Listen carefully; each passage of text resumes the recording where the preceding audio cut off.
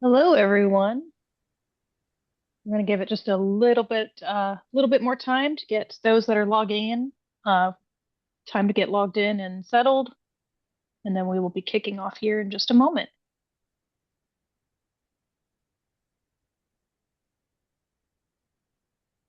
For those of you who have joined, thank you for joining today. Greatly appreciate it. Welcome to National Apprenticeship Week.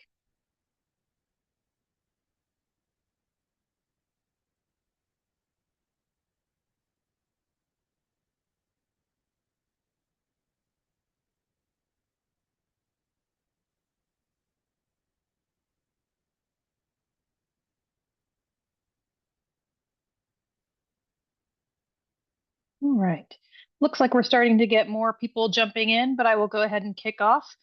Hello, everyone. My name is Becky DeMattis. I am coming to you from the great state of Ohio. I am part of our business development team as an account manager, and I get the pleasure of working with our two panelists today, Dean Miller and Leah Broughton. I will let them introduce themselves, but I wanted to say welcome to National Apprenticeship Week, and I'll kick it over to Dean. Good afternoon, everyone.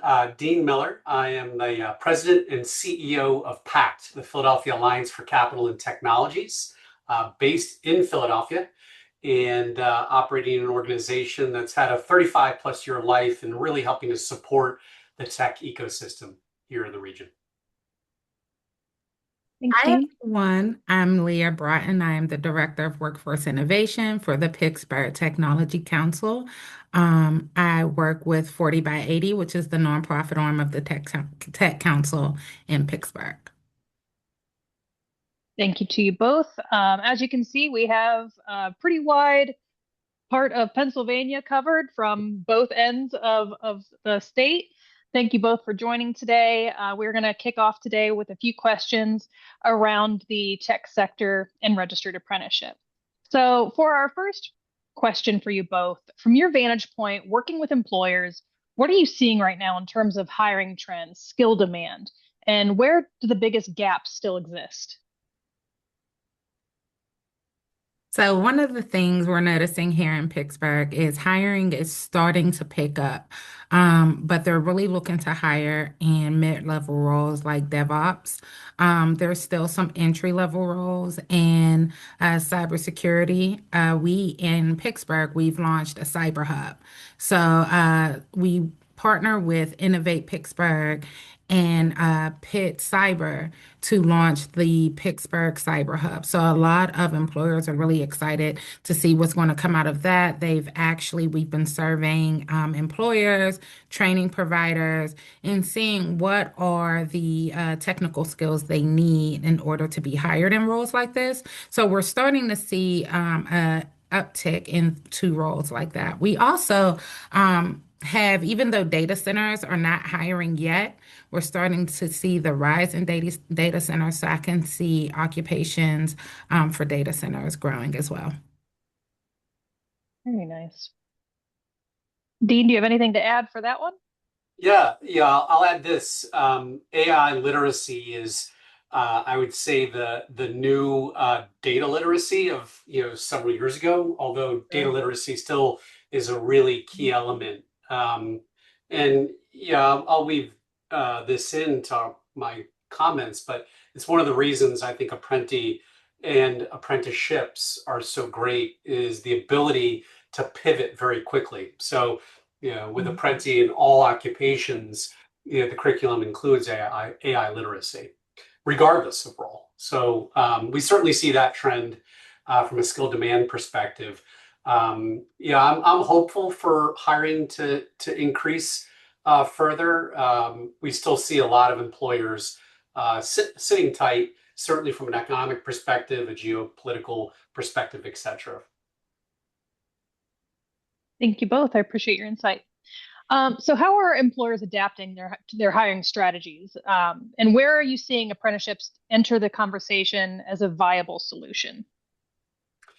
I think from what I see, apprenticeships definitely are more entry level, but there's been a lot more discussion about retraining or upskilling existing talent. And we've had more and more conversations about that. So it's twofold, and I'll talk a little bit later more to this, but there have certainly been a number of employers we've heard about nationally that have shut down early hiring. Mm-hmm. And I think the general sentiment from the companies that we work is that that's a mistake. So we don't see employers shutting down that early hiring, maybe slowing it, but also thinking creatively about upskilling and reskilling again, which is also another great adaptation for apprenticeships. Absolutely. Yes, I want to agree with Dean. That's what we're seeing here in Pittsburgh too. A lot of folks are really interested in upskilling and developing a pipeline. So the goal is to have a pipeline to where we're upskilling entry-level talent into these mid-level talent roles. So that way it allows more capacity for some of these entry-level roles to come in, and then it will be on a continuum, right? Another thing we're starting to see is a lot of employers decided to take a complete hold. Like they stopped. They said, no more entry level talent. We're not hiring anymore. And then, like Dean said, they started to notice that was a mistake because then when that entry level talent was in the role, they were stuck. They stopped hiring. There were no supports. Other organizations or other companies will scoop this talent up. Now they're like, wait, now where's our workforce going, right? So that's where that small uptick is in Pittsburgh because there was an abrupt hold. And now they're like, okay, we need talent again.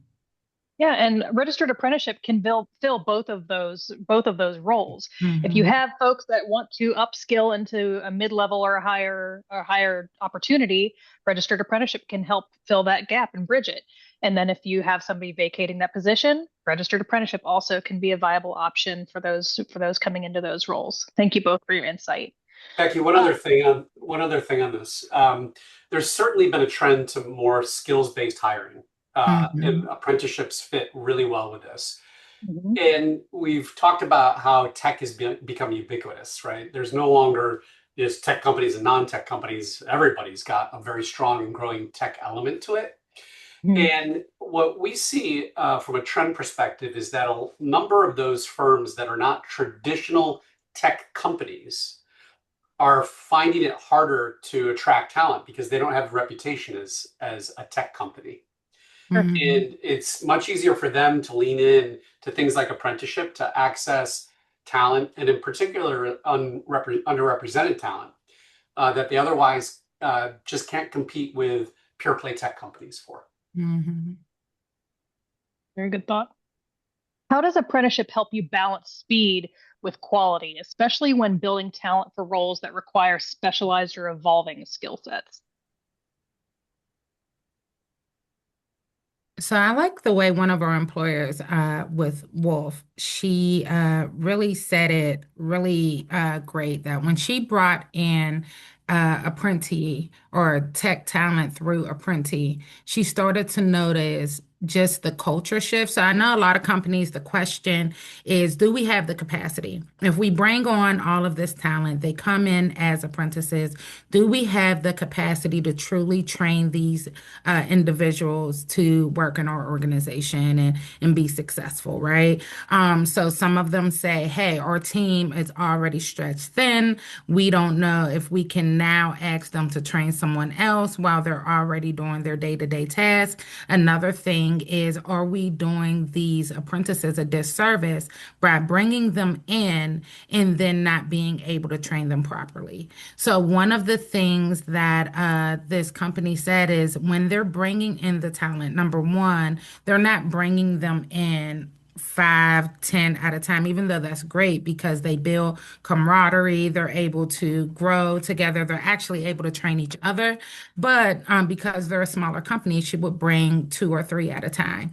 And as she brings them in, they're already trained, they're already getting acclimated to the culture while they're in their related technical instruction because they get to meet with their teams, right? But one of the key things that she brought up is that these apprentices come in with such grit. They come in ready to work because they appreciate that someone took the time to invest in them, right? So when they're coming into the company, they come with this level of appreciation that allows the rest of the team. She said the rest of the team started to work harder because they're like, there's no way we're going to have this apprentice come in here and outdo us, right? So when you talk about capacity and when you talk about just bringing them into the team and allowing them to thrive, the entire team thrives whenever you have someone coming in with that grit ready to work. Fantastic. Yeah, the combination of the upfront training plus the on-the-job training, I think, is a wonderful way to really specialize. You can get a lot done in a really focused upfront RTI program, and we see how productive, to Leah's point, the apprentices are in those situations. And then they come into the on-the-job that allows them to go even deeper. We're working with an employer right now, and they're looking for a couple business analysts, and the work that they're going to do is actually different than the upfront RTI, but it's very complementary, and ultimately, I think, delivers a well-skilled individual. Um, and there's this real growing culture, and I think apprenticeship plays a role in this, in lifelong learning, right? So that evolving skill sets, we hear it from apprentices in terms of getting certificates, even beyond the apprenticeship.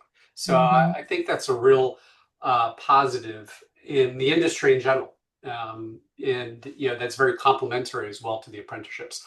All of that comes together, though, and again, I'll come back to Apprenti as a program, where you see 90% plus retention rates. That is, you talk about the blend of speed and quality. Hmm. That those type of numbers are eye-popping. It's very complimentary when you're getting somebody who's coming in and they're getting that front-loaded RTI for in a tech industry, but then when they join that OJT, that on-the-job training, and they're getting their camaraderie, they're also able to add those specialized skill sets, that specialized tech stack that complements and offsets to the training that they receive during their classroom instruction. So it really does work hand in hand when you're trying to balance those two things out. So, what separates the companies that are successfully building sustainable tech talent pipelines from those that are still stuck in that reactive hiring cycle? I alluded to this in the for my first comments, but the companies that we see that are, it's not that they're not slowing down entry level hiring, but they continue to develop a culture of it. Even if for some reason it shrinks, in regard to economic conditions or other, they don't get rid of it. And there's this constant recognition of the importance of those entry level roles that evolve into, as Leah shared, higher level roles. And so I think, that for us is a big difference maker that we see. And I'll share, one of the companies that we work with, they came to us because they did cut off entry level hiring. And so not only did they have the issue of not being well known as a tech company, they also had the issue of that they were out of market. And by being out of market, they weren't getting, as they came back in, getting the best candidates. And again, an apprenticeship program or other apprenticeship programs can help solve for that in a big way. Hmm. I agree. We do want to make sure that we are allowing time for anyone that has any comments or questions that are logged in today. So please feel free to raise your hand if you do have anything that you would like to ask our two panelists today, or you can type it in the comments, either one. I do see one question, and that is, how do you best engage with folks in the pipeline as they wait for their placement? I love that question. So, there are two things that we do here in Pittsburgh. One is we will send out emails to individuals in the pipeline while they wait. So, we partner with CareerLink. So, CareerLink is a nonprofit organization that will give you support, wraparound supports with resume building, soft skills, help you get a bus pass, help you get connected to childcare, anything you need as you're looking to go into a career or change your career. So we will always send out resources from CareerLink, Dress for Success. That's another community partner that will offer business clothing. So we're always sending out information to get you ready for the interview, right? So get ready while you wait. So there's one thing that I know someone always say, like, be ready so you don't have to get ready, right? So that's the goal in the candidate pool. We also have opportunities for mock interviews. So we have an event that we host called Career Ready. And Career Ready will give you an opportunity to meet with some of our employers that have already hired through Apprenti, but may not have the capacity to hire right now. They're still willing to come, let you know what you're looking for, because once a candidate go through the process, you apply for Apprenti, you're waiting to get a response to see if someone will hire you. Once you get selected, you still have to interview, right? So even though you're not being judged based on your skill or what you went to school for, you still need to come with those soft skills and ready to just market yourself, right? So Career Ready is a program or a event that is designed to just do that. So by the time you are interviewing with an employer, you're ready. Nothing to add there, Leah. Nailed it. They do a great job, and they continue to do a great job. I'm so grateful to be able to work with both partners that are with us today. Um, we've had fantastic experiences both in the Philadelphia region as well as the Pittsburgh region with registered apprenticeship, and employers that are starting to understand that they'd rather predict their needs 12 to 24 months out rather than firefighting for those vacancies as they appear. They'd like to create talent from not untapped pools of individuals, and the retention rate and return on investment really does grow with the registered apprenticeship model. Individuals get that structured mentorship and that pathway to success rather than that sink or swim kind of feel in an environment. And the hiring is really aptitude specific. Like Leah mentioned, they come in with that grit rather than just a degree, and they're able to get that classroom instruction and that on-the-job mentorship cohesively to help them make a well-rounded individual. What other any other questions coming through on the chat? I see one. Okay. We are an intermediary and have a hard time finding employers interested because boot camps tend to be the preferred training model industry for certifications. How have you had to address this issue? So I know we had an employer information session. So we host those once a month. And for those employer information sessions, we allow our training providers to get on a call and share their curriculum. Talk about what they're going, the training that they're receiving. A lot of the employers were really shocked when they found out that the candidates are learning exactly what they need in order to be successful in that specific role. So when you hear about training providers and a boot camp, they have this negative connotation, like you're going to come in with minimal training. We're going to have to teach you all the things. You're not really qualified for real. But honestly, they come overly qualified, right? Because not only are they getting trained in the skill that the occupation, if it's a cybersecurity analyst, they're coming with all of the cybersecurity training. But a lot of our training providers will ask, what is it that they're learning specifically on the job? So they will then train them on their systems as well. So again, there's a extra bonus that you get from hiring out of a boot camp. Now I'm not, that's no shade to a 4-year degree, right? But there is, again, these extra things that they get, including soft skill training while they are going through a boot camp. So I would say, if I were you, have a information session that will allow employers to hear directly from the training provider and not just from you. Absolutely. And I think when it comes to boot camp style versus registered apprenticeship, like Leah had mentioned, they're getting so much more than just that classroom instruction. And the employer has the ability to tailor the experience with registered apprenticeship. And I think it's really all about our messaging. We get out there as much as we possibly can. We also host quarterly community of practice sessions where we bring in partners as well as employers to share their experience and why they're choosing the registered apprenticeship model. It is a constant conversation, and it's something that I think we're going to continue to have to talk around. But very good question, and that's just something that we continue to push forward with.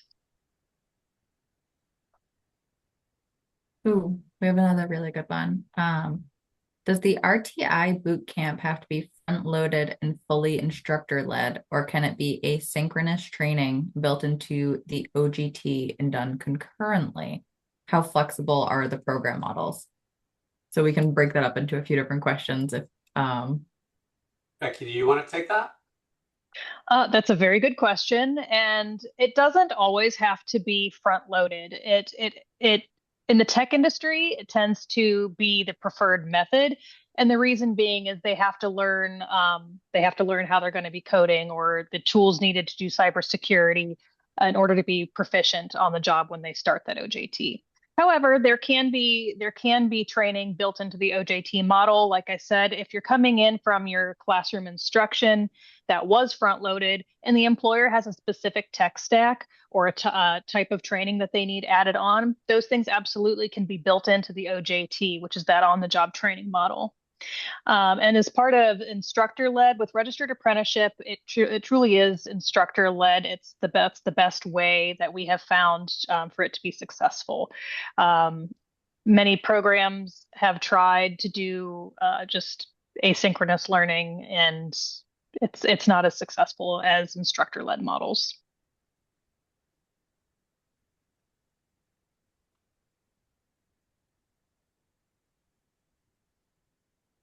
and I see one more. This one's funny. What myth busting are you doing to ease the fears of registered apprenticeships trying to pursue a career in technology? Lots of students are aware that entry-level cybersecurity IT jobs are becoming much more difficult in this job market.